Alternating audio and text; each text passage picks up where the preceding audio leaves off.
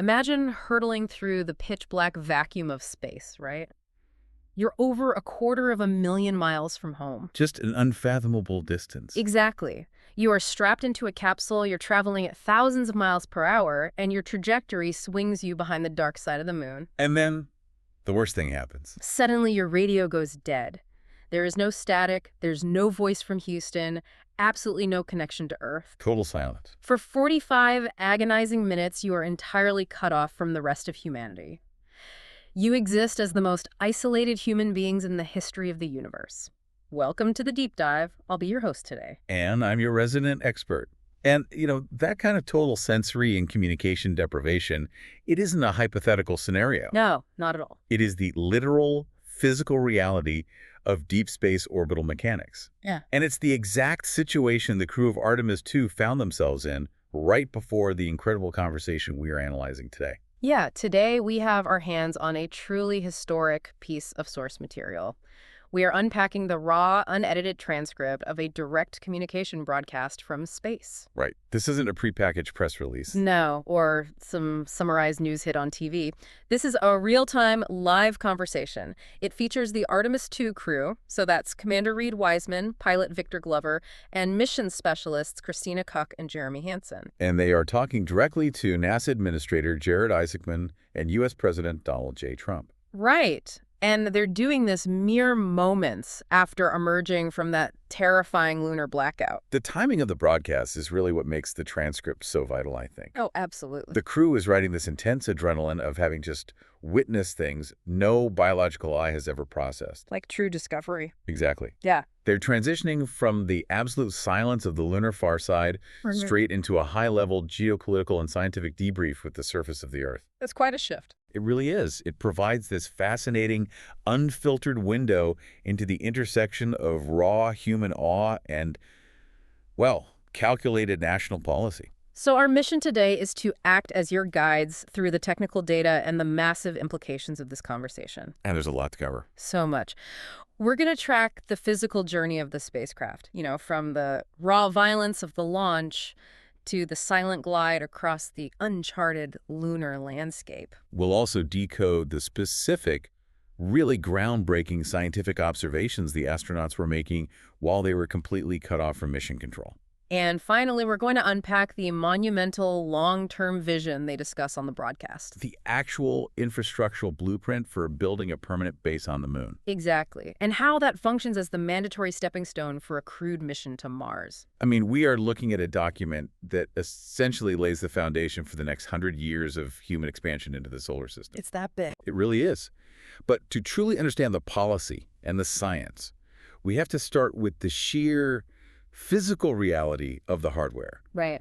The broadcast begins with a very pointed acknowledgement of the vehicle that actually got them there. Yeah, the president specifically notes in the transcript that the crew is flying on the most powerful rocket NASA has ever built and launched. Yes, the SLS. But I want to pause on that for a second because, powerful is a word we throw around a lot in everyday life. Who we do, yeah. What are we actually talking about when we say this is the most powerful machine ever built? Yeah. I mean, we all remember the Saturn V rockets from the Apollo era. Massive ones. Right. Those were basically skyscrapers filled with explosive fuel.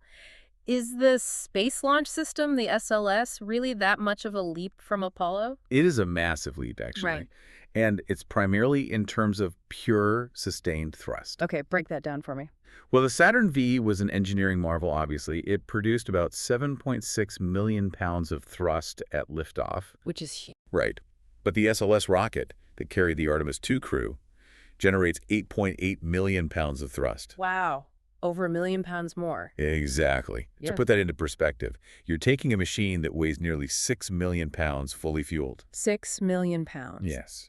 And you are creating a controlled, continuous explosion at the base so violent that it shoves that entire mass off the launch pad. Just brute forcing gravity. Completely. And it accelerates it to over 22,000 miles per hour just to break free of low Earth orbit.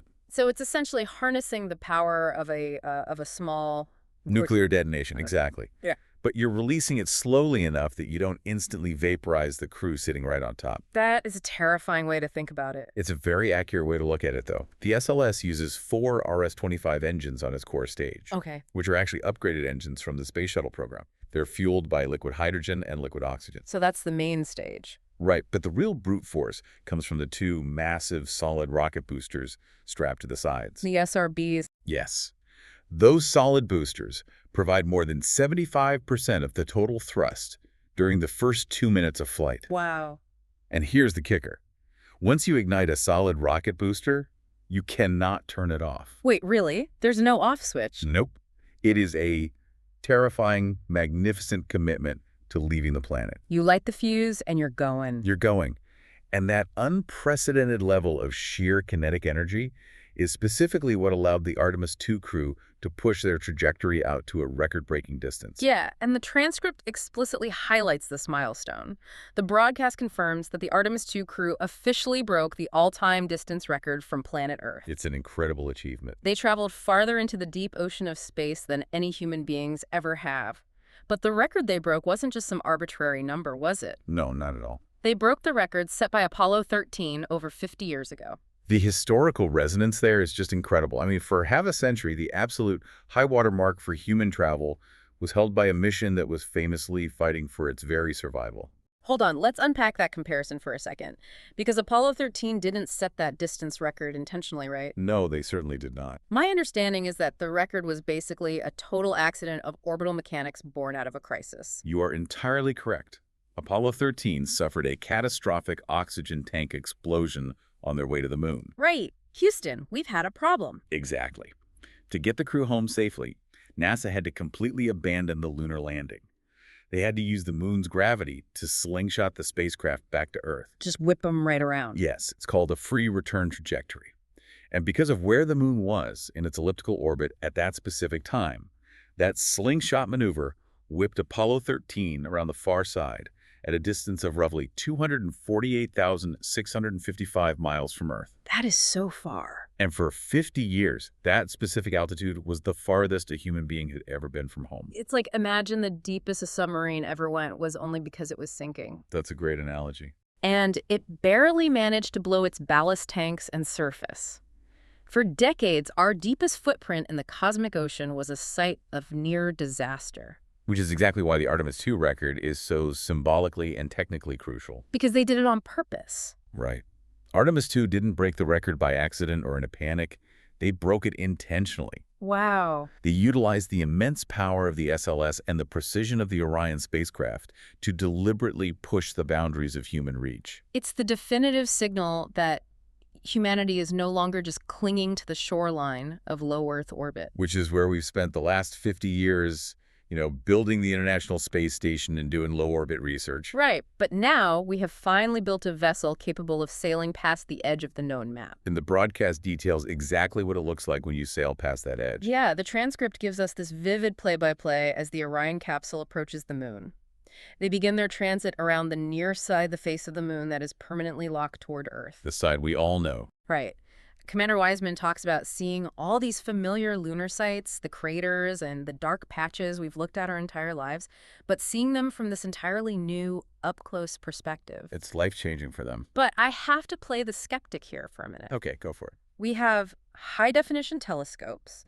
We have the Lunar Reconnaissance Orbiter, which has mapped the moon down to the meter. We all know what the moon looks like. Sure. So why is a highly trained astronaut, someone who has studied these topological maps for years, so completely blown away by seeing it out a window? It's a fair question. It really comes down to how the human brain processes visual information in the vacuum of space. What do you mean?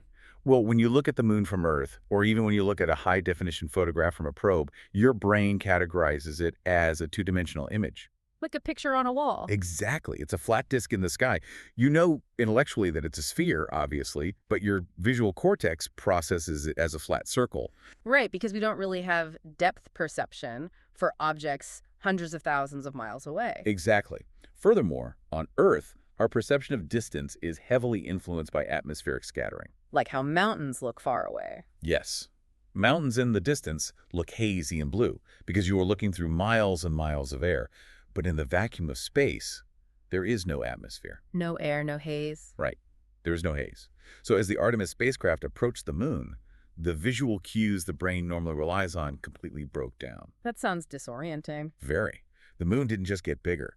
It swells from a flat disk into a terrifyingly massive, three-dimensional celestial body hanging in absolute nothingness. The reality of the object suddenly asserts itself. It's not a postcard anymore, it's a world. And because there is no atmosphere to soften the light, the contrast is absolute. Just pure bright and pure dark. The sun hits the jagged rims of the craters and casts shadows that are pitch black.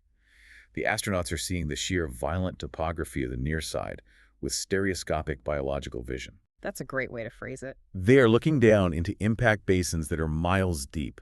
It's a complete sensory shock. It takes something familiar, the man in the moon we've all sung songs about, and turns it into a stark, overwhelming physical reality just beyond a few inches of protective glass. Exactly. And that transition from a familiar disk in the sky to an overwhelming three-dimensional world is the perfect psychological primer for the most intense phase of the mission. Right, because after they pass over the near side, their trajectory carries them past the Terminator line. The line between light and dark. Right, and they cross over to the lunar far side, and that is the exact moment the 45-minute blackout begins. The transcript really zeroes in on this moment. The president specifically asks the crew what they felt when they were cut off. Because for exactly 45 minutes, they had zero communication. No telemetry data, no voice, no text, nothing. I really want to dig into the mechanics of this blackout. Yeah, please do, because a lot of people might wonder why we can't just fix that. I mean, we have global internet on Earth, we have rovers on Mars that send back video. Yes. Why on Earth, or rather why in space, did the most advanced spacecraft in history just lose its radio signal for nearly an hour? Could NASA not have positioned a relay satellite nearby to bounce the signal? They absolutely could have. And, for future Artemis base camp operations, they will have a constellation of lunar relay satellites. Oh, so that is the plan eventually. Yes. But for Artemis 2, this blackout was an unavoidable consequence of the physics being tested. Mission control relies on the Deep Space Network, Right, the DSN. which is a collection of massive radio antennas positioned in California, Spain, and Australia.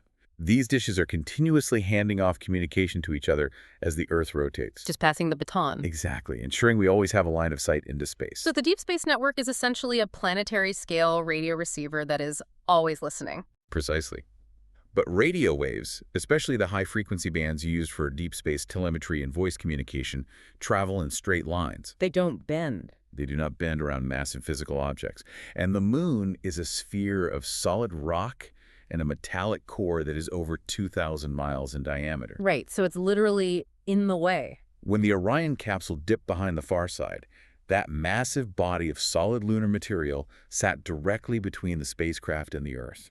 Just blocking it completely. The Deep Space Network dishes are incredibly powerful, but they cannot transmit a signal through 2,000 miles of solid rock. The moon basically acted as a massive, impenetrable electromagnetic shield. Let's contextualize what that isolation actually feels like for the listener. It's hard to imagine. Think about driving through a dense city relying on your phone's GPS, and you enter a long underground tunnel. Oh, I hate that. Right. Your screen freezes, the voice directions stop. You instantly feel a tiny spike of anxiety because you are temporarily unmoored from the grid. Yeah, a little moment of panic. Now, take that minor inconvenience and scale it up to cosmic proportions. You are 250,000 miles from the only planet capable of keeping you alive. Right. Outside your window is a lethal vacuum, and your radio drops to pure dead air.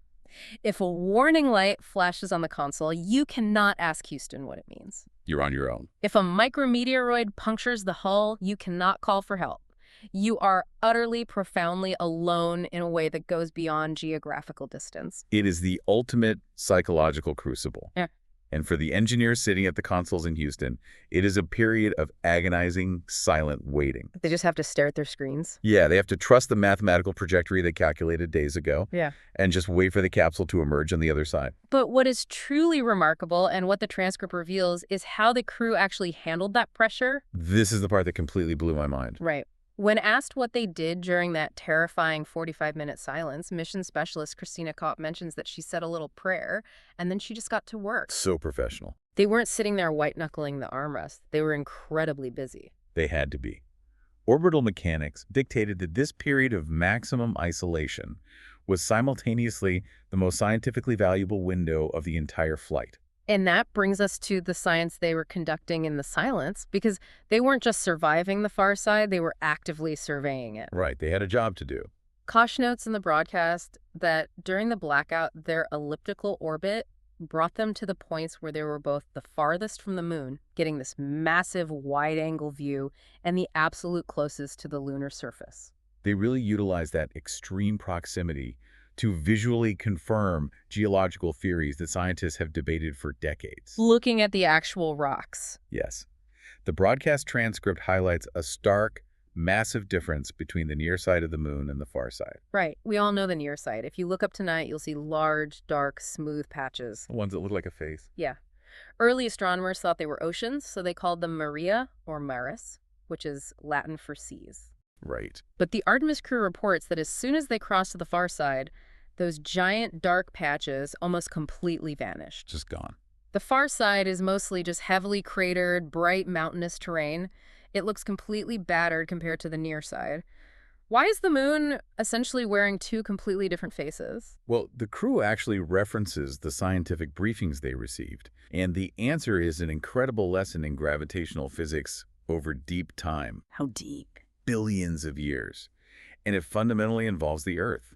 The Earth's gravity literally reached across space and reshaped the near side, creating those dark patches. Wait, hold on. Let's unpack this. The moon is a giant ball of solid rock.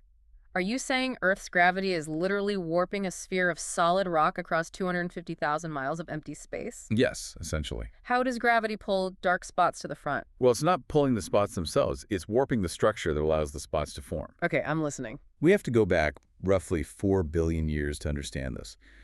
Early in the moon's history, its interior was a vast ocean of molten magma. Just liquid fire. Right. As the moon orbited the Earth's immense gravitational pull exerted a tidal force on the moon. Just like the moon pulls Earth's oceans to create high tides, the Earth pulled on the moon's magma ocean. So there were literally tides of liquid rock inside the moon. Yes, exactly. The Earth's gravity was constantly tugging the heaviest, densest material inside the moon slightly off-center, pulling it toward the Earth. That is wild. This gravitational gradient did two main things. First, it caused the moon to become tidally locked. Which means? It means its rotation slowed down until it matched its orbit perfectly, ensuring the exact same face always points toward Earth. Okay, so that explains why we only see one side. Right. Second, as the moon slowly cooled and its crust finally solidified, the crust on the near side, the side facing Earth's gravitational pull, formed much thinner than the crust on the far side. How much of a difference are we talking? We are talking about a crust that is roughly 60 kilometers thick on the near side, compared to over 100 kilometers thick on the far side. Ah, I see. So the physical crust, acting as a lid over the molten interior, was stretched incredibly thin on our side. Precisely. Now, fast forward to the late heavy bombardment, When was that? a period early in the solar system's history when it was essentially a shooting gallery of massive asteroids. Just space rocks hitting everything. Exactly. Yeah. When these massive space rocks slammed into the near side of the moon, it was relatively easy for them to punch straight through that thin crust. Like breaking through thin ice on a pond. That's a perfect analogy. The impacts shattered the thin crust, and the dark basaltic lava from the interior bled out, filling these massive impact basins. And then it cooled. Yes, as the lava cooled, it formed the dark, flat plains we call the Maria. But on the far side, the crust was simply too thick. The ice was too deep. Exactly. Massive asteroids still hit the far side, of course, creating enormous craters, but they couldn't puncture deep enough to release the lava. Therefore, the far side remained this battered, bright highland of anorthositic rock, largely devoid of those dark basaltic seas. That is staggeringly cool. So when we look up at the moon and see the man in the moon, we are literally looking at the visible scars of Earth's own gravitational muscle. Yeah, that's exactly what it is. The Earth literally pulled the lava to the surface of the near side over billions of years. And during that 35-minute blackout, the Artemis II crew is floating over the far side, visually confirming the absence of those lava plains. Seeing it with their own eyes. They are reading the geological history of our planet's gravitational pull written in the rocks below them. And their observations went well beyond just confirming crustal thickness. What else did they see? The transcript captures a moment of pure, unfiltered geographical discovery. The crew talks about looking down and seeing specific geological formations that have never been witnessed by human eyes. Never, ever. Never. Specifically, they mentioned observing the area around Mare Orientale. The transcript actually caught a slight mispronunciation there, didn't it? It was transcribed as Sites Oriental, but they are clearly talking about Mare Orientale, right? The Eastern Sea. Yes, that's almost certainly Mare Orientale, which is one of the most fascinating structures in the entire solar system. Why is it called the Eastern Sea if it's on the edge? Well, ironically, due to a change in how we label lunar coordinates, it is actually located on the extreme western edge of the moon's near side now, right on the border where it transitions to the far side. Oh, gotcha. So why is this specific crater such a huge deal for the astronauts to see? Because Mare Orientale is arguably the most pristine, perfectly preserved impact basin on the moon. What does it look like? It looks like a gigantic bullseye. It features 3 massive concentric rings of mountains. The outermost ring, the Cordillera Mountains, is over 900 kilometers across. 900 kilometers. That's massive. It is, but because it sits right on the edge of the moon's visible face, we can only ever see a tiny sliver of it from Earth. Just a little peek. Right, and only during specific wobbles in the moon's orbit called libration. So even the Apollo astronauts didn't get a good look at it. No, the Apollo missions mostly stayed near the equator on the near side. Mm. Mare Orientale has been photographed by probes, of course, but the Artemis II crew were among the first human beings to look out a window and process the light bouncing off those massive concentric mountain ranges with their own biological optic nerves. I love that distinction. A robotic probe taking a picture is a data transfer. But a human being staring at a 900-kilometer mountain range in the vacuum of space is an experience. It's deeply profound. It proves that even in an age where we can map the entire globe on our smartphones, there are still vistas in our immediate solar neighborhood that demand physical, human exploration. And the visual rewards of that physical exploration compounded the moment they finally broke out of the blackout zone. Right, when they came back into range. Because passing the edge of the moon didn't just reconnect their radio antenna to the deep space network. It did something else. Orbital mechanics handed them the most stunning visual alignment of the entire mission. We really have to picture this for the listener. They have been in the dark, staring at the battered gray far side for nearly an hour. Complete isolation. As they crest the horizon, their spacecraft is positioned in a perfect straight line with the moon, the sun, and the Earth. A perfect syzygy. They experience the ultimate vacuum-sealed eclipse. The crew describes looking out the window and seeing the massive dark sphere of the moon completely blocking out the blinding main disk of the sun. Which created an observational opportunity that astrophysicists on Earth spend their entire careers chasing. Really? Why is that so special? Because the blinding light of the sun's photosphere was perfectly occluded by the moon, the crew had a front row seat to the sun's corona. The corona being the outer atmosphere of the sun, the wispy, glowing plasma halo that shoots out millions of miles into space. Correct. And the corona is a massive mystery in solar physics because it is inexplicably hotter than the actual surface of the sun. Wait, the atmosphere is hotter than the surface? Yes. The surface is about 10,000 degrees Fahrenheit. But the corona, which is further away, is millions of degrees. That makes no sense. It's a huge paradox. We desperately want to study it, but studying it from Earth is incredibly difficult. We only get a few minutes during a total solar eclipse, and even then, our view is heavily distorted. Because we are looking through Earth's atmosphere, right? The same air that makes stars twinkle makes the corona blurry. Exactly. It's called Rayleigh scattering. The Earth's atmosphere scatters the light, muddying the data. But the Artemis crew wasn't looking through an atmosphere. They were in pure space. They were in a pure, unadulterated vacuum. They were viewing the raw, violent, superheated plasma of the solar atmosphere flaring out into absolute blackness with perfect clarity. Wow.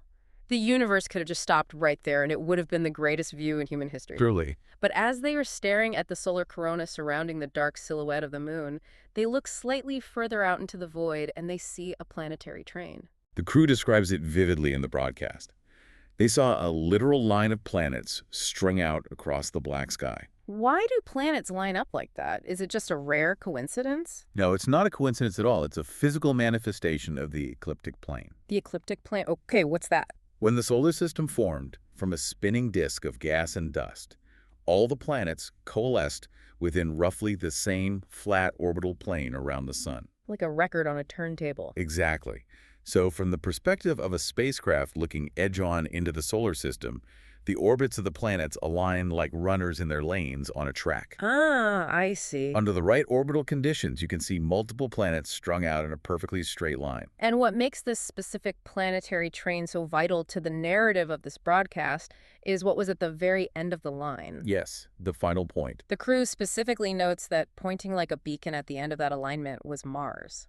The symbolism is almost overwhelming, isn't it? It's like a movie script. The crew has just broken a half-century-old distance record.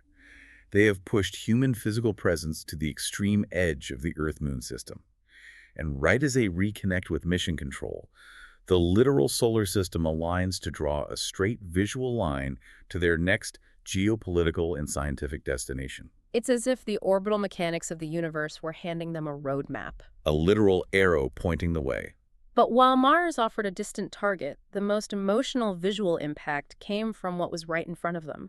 Because alongside the sun and the planets, the Earth finally rose over the lunar horizon. The transcript captures a profound shift in tone here. Yeah, it gets very reflective. After all the technical discussion of the blackout and the geological observations of the far side, the sight of Earth triggers a deeply philosophical response from the crew. They talk about how coming out of the dark and seeing the Earth again completely reaffirmed what a fragile, special place it is. This is a classic example of the overview effect, isn't it? Yeah, astronauts have talked about this for decades, how seeing the Earth without borders, hanging in the void, fundamentally rewrites your cognitive understanding of humanity.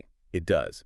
But I would argue the overview effect experienced by the Artemis II crew was significantly more intense than, say, an astronaut on the International Space Station. How so? What's the difference? On the ISS, you are only about 250 miles up.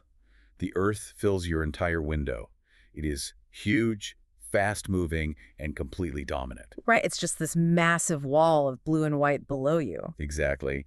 But for the Artemis crew, the Earth wasn't a dominant landscape. It was a distant, solitary marble. Just a fragile little sphere. And more importantly, they were seeing it immediately after being forcibly severed from it. That is a crucial distinction. It's like the difference between sitting in your childhood home versus moving halfway across the world and looking at a picture of your family.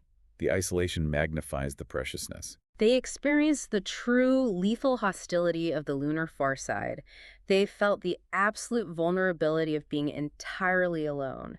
And then, out of the dark, this tiny blue sphere of life and warmth appears. It creates a paradox of perspective, really. How so? On one hand, you realize how incredibly lucky we are to have a biosphere that sustains us.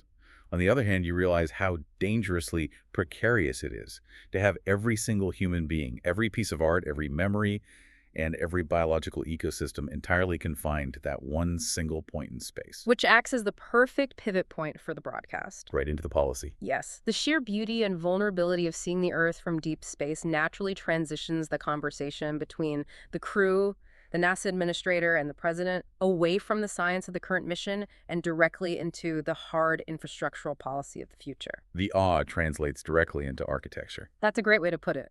The transcript is incredibly explicit about this policy shift. When we look at the historical context, the Apollo program 50 years ago was an undeniable triumph of human engineering. Unmatched for its time. But fundamentally, its architecture was designed for brief visits. The hardware was built to get there, touch down, plant a flag, collect geological samples, and immediately come back. Apollo was a scouting mission. Exactly. But the president's statements in this broadcast, combined with the technical frameworks outlined by Administrator Isaacman, dictate a complete paradigm shift. A totally new way of operating in space. The transcript shows the president states clearly, "This time we won't just leave footprints, we'll establish a permanent presence on the moon." The Artemis program isn't about visiting, it is about staying. Let's break down what a permanent presence actually means, because it sounds like science fiction, but they are talking about bending metal and laying foundations. Right, they are discussing the Artemis base camp, so why do we need a permanent research station on the surface of the moon? There are two main pillars driving the establishment of a lunar base: resource utilization and logistical staging. Okay, let's start with resources. What are we mining on the moon? First and foremost, water. The lunar south pole, which is the target for the Artemis base, contains massive reserves of water ice hidden in permanently shadowed craters. Water is that important. Water is the absolute most valuable commodity in space. You can drink it, of course, which is necessary for the crew, but more importantly, you can use solar power to split water into hydrogen and oxygen. Which is literally rocket fuel. Exactly. If you can harvest water on the moon, you don't have to drag millions of pounds of explosive fuel out of Earth's massive gravity well just to gas up your spacecraft. You can just manufacture fuel on site. Right. Additionally, the lunar regolith, the actual soil, is rich in helium-3. Helium-3, what's that used for? It is incredibly rare on Earth, but it's considered a holy grail for future nuclear fusion reactors. It could provide massive amounts of clean energy. So the moon isn't just a dead rock, it's a gas station and a mining outpost. It is the ultimate logistical hub. And this is where the geopolitical aspect of the broadcast becomes paramount. Yeah, let's look at the phrasing they use. The transcript outlines how the president and the administrator framed the United States as a frontier nation, with an explicit imperative to be second to none in space. And the transcript directly links the civilian exploration goals of NASA with the strategic imperatives of the newly formed Space Force. That stuck out to me in the transcript as well. Yeah, the president brings up the creation of the Space Force as a crucial, interconnected decision to what the Artemis crew is doing. I think a lot of people hear Space Force and they picture spaceships with lasers fighting in orbit. Like Star Wars. Right. But based on this broadcast, their role seems deeply tied to infrastructure. We have to look at this neutrally, purely through the lens of stated logistical policy in the transcript, as human activity moves outward from low Earth orbit into cislunar space. Cislunar space being the area between Earth and the moon. Yes, that massive volume of space. Yeah. As we move into it, it ceases to be purely scientific.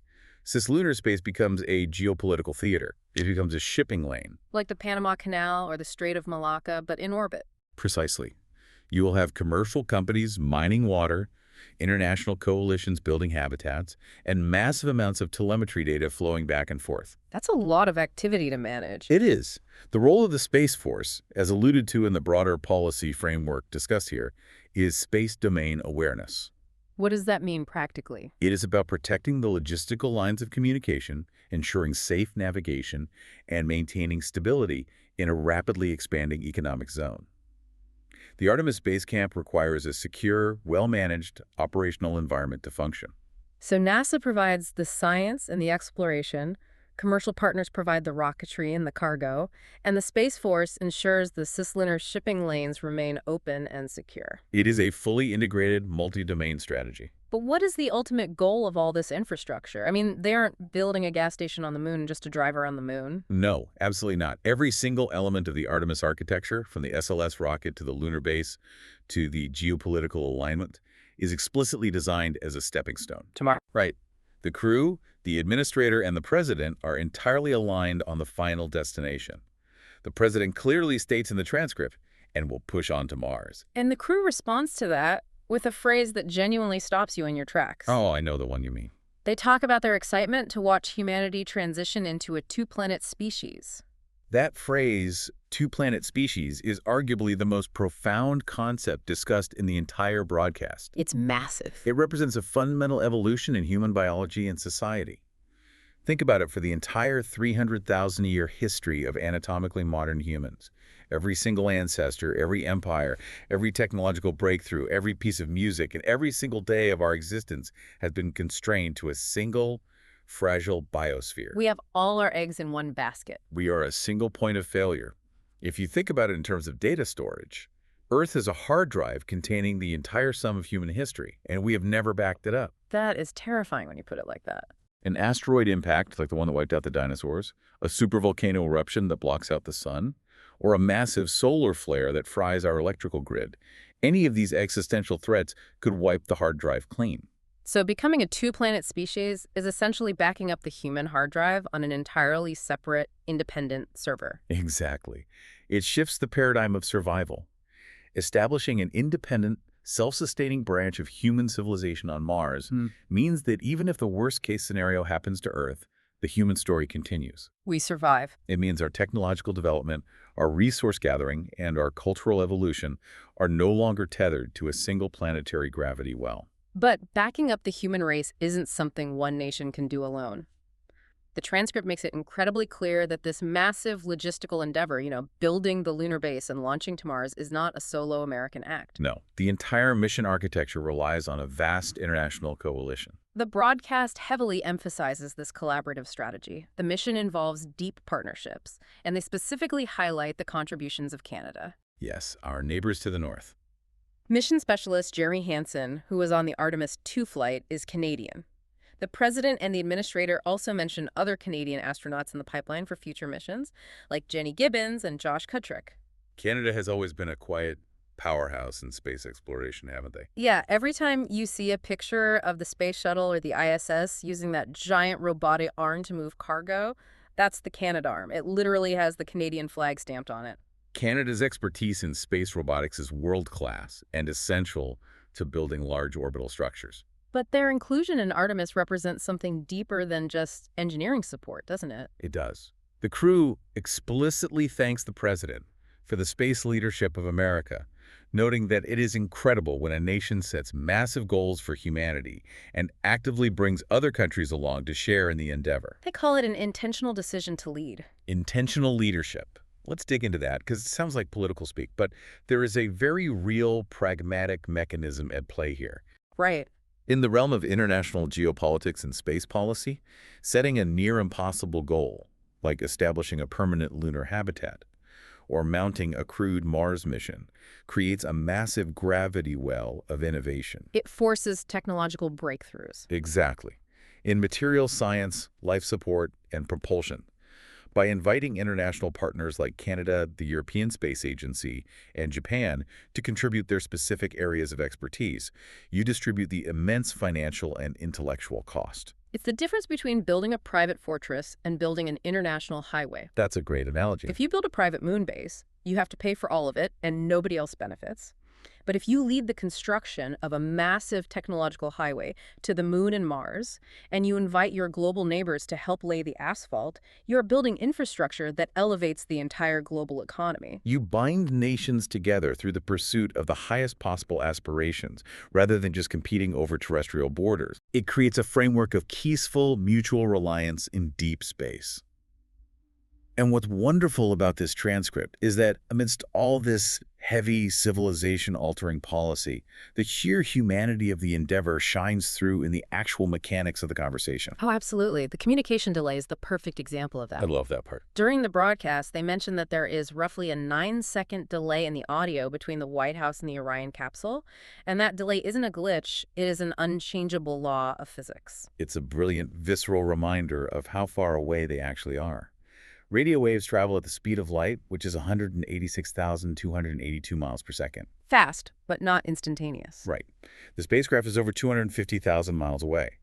So the pure physical travel time for the radio wave is roughly 1.3 seconds each way. So that's almost 3 seconds of pure transit time for a single word to go out and come back.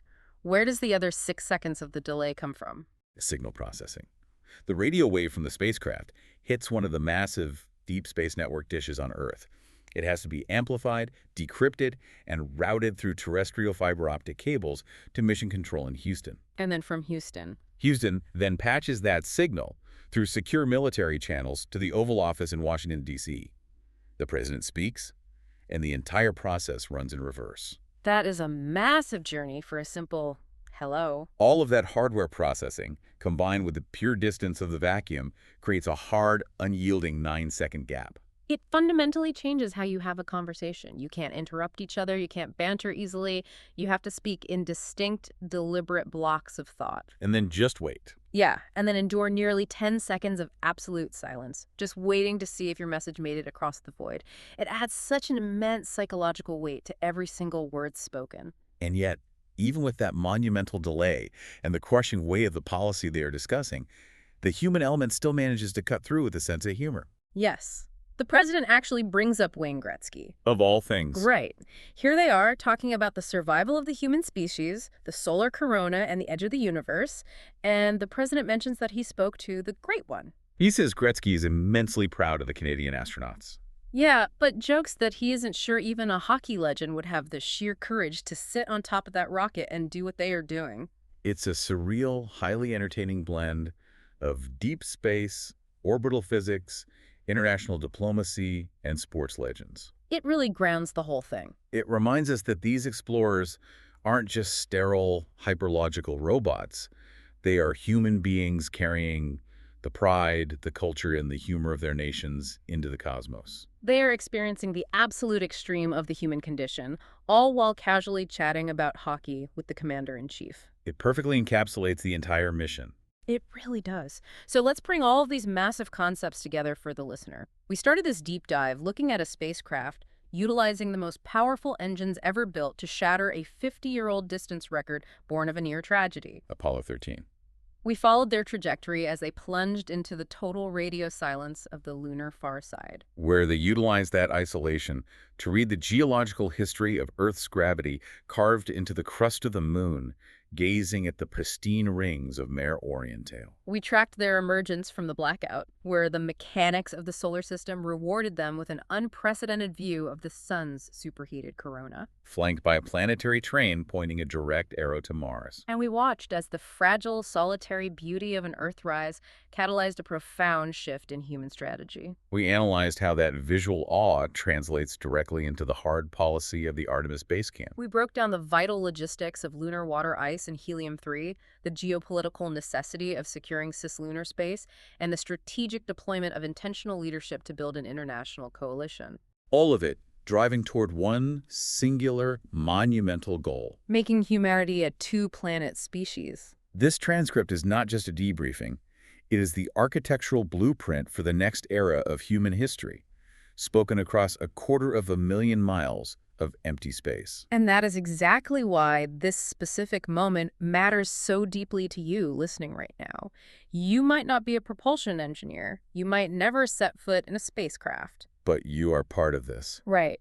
Your life is happening at the exact, specific pivot point in history where the human race is deliberately transitioning from a terrestrial species to a cosmic one.